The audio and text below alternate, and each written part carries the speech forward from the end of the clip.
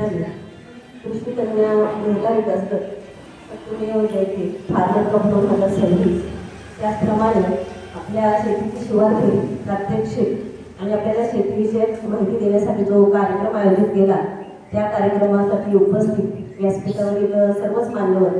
खरं तर प्रत्येकाचंच नामोल्लेख अगदी गरजेचं आहे, परंतु वेळही खूप झालेला आहे आणि आज आपल्या ग्रामपंचायतची ग्रामसभा पण आहे.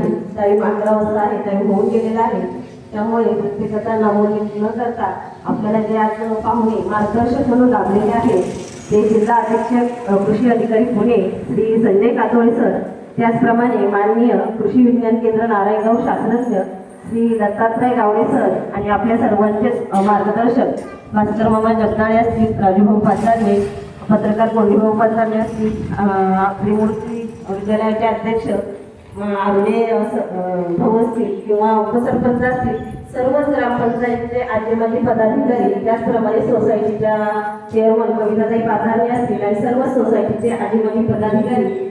आणि आज खरंच ज्यांचं कौतुक झालं पाहिजे, ज्यांचा उल्लेख झाला पाहिजे की ज्यांच्या माध्यमातून आज हा कार्यक्रम आयोजित केला आणि आपल्याला इतकं छान प्रदर्शन आज पाहायला भेटलं, त्या माझ्या सर्व मैत्रिणी, सर्व बचत गटातील महिला, माझ्या माता भगिनी, खरंच खूप छान आज तुम्ही नियोजन केलं, हा कार्यक्रम खूप छान केला.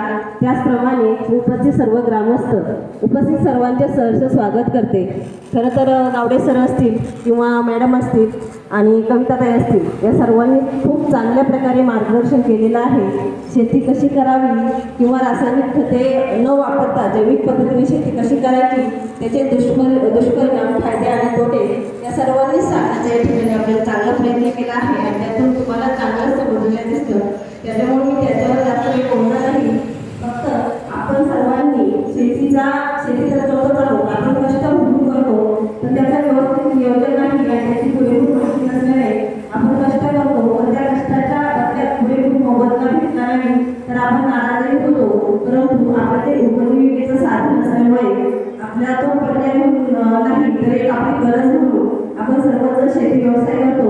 खरं तर या शेतीसाठी खूप रासायनिक खतांचा आजकाल वापर होतो. आपल्याला लवकरात लवकर पीक चांगल्या पद्धतीने उत्पादन करायचं असतं, त्याच्यातून नफा मिळवायचा असतो, म्हणून आपण रासायनिक खते असतील किंवा औषध फवारणी खूप जास्त प्रमाणात करतो आणि त्याचा दुष्परिणाम आज आपल्या आरोग्यावर होत चाललेला आहे. त्यामुळे माझी सर्वांना विनंती असेल की आज ज्याप्रमाणे आपण मार्गदर्शन घेतलं, आज बचत गटाच्या महिलांनी, स्वराज्य समृद्धी या बचत गटाच्या महिला, त्यातीलच काही महिलांनी कृषी कन्या बचत गट हा शेती गट आहे, या महिलांनी फार्मर कप 2026 या स्पर्धेत भाग घेतला आहे.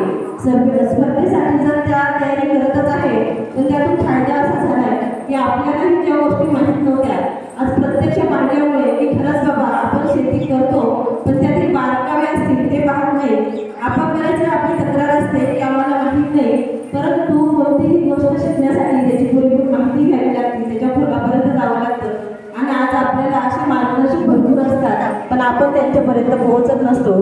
कोणीही एक व्यक्ती प्रत्येकापर्यंत पोहोचत नाही, पण ज्याला गरज आहे तो व्यक्ती जर त्या माणसापर्यंत पोहोचला तर तो मार्गदर्शन करायला कमीही राहत नाही. असे आपले कृषी सहाय्यक असतील, कानडे सर, खूप छान काम आहे त्यांचं.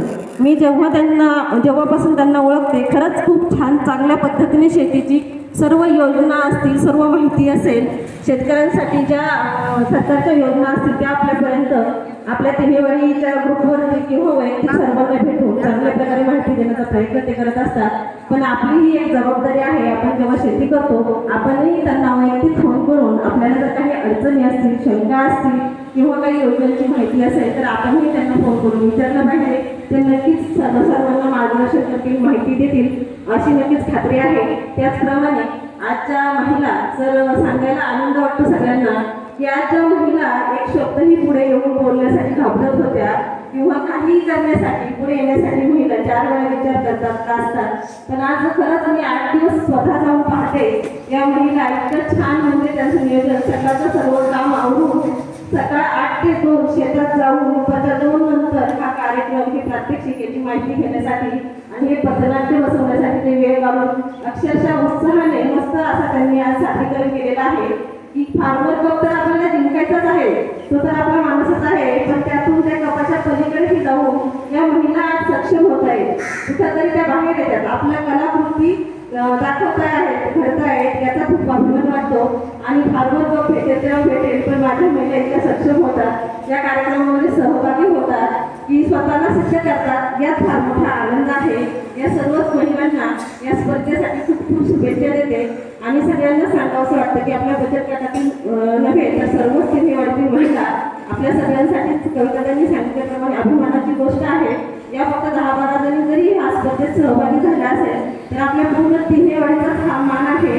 आपली पूर्ण तिन्हेवाडी त्या स्पर्धेत सहभागी आहे. त्यामुळे यांना प्रोत्साहन देणं हे आपलं प्राथमिक कर्तव्य आहे आणि आपण सर्व महिला यांना नक्कीच सपोर्ट करू आणि या स्पर्धेसाठी हे बक्षीस आपल्या गावाला कसं भेटेल, आपल्या गावाचं नाव सर्वेक्षण होईल याकडे आपण नक्कीच प्रयत्न करील आणि करू.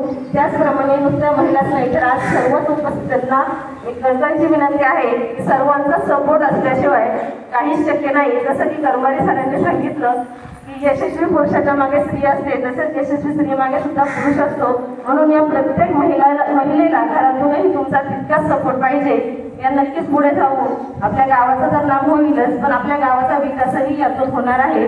त्यामुळे पुढील वाटचालीसाठी सर्वांना शुभेच्छा देते आणि आज आपण सर्वजण उपस्थित राहिलात आणि विशेष करून सर्व आपले व्यासपीठावरील मान्यवर पाहुणे Kachole sir, Gawade sir, Kanade sir, Gadade madam, म्हणजे आज बोलताय ते मॅडम, सॉरी मॅडम, प्रत्येकाचं नाव माहीत नसल्यामुळे सर्वांचंच यासाठी मार्गदर्शन लाभलं आम्हाला. त्याबद्दल सर्वांना तिन्हीवाडी ग्रामस्थांच्या वतीने खूप खूप धन्यवाद देते. धन्यवाद.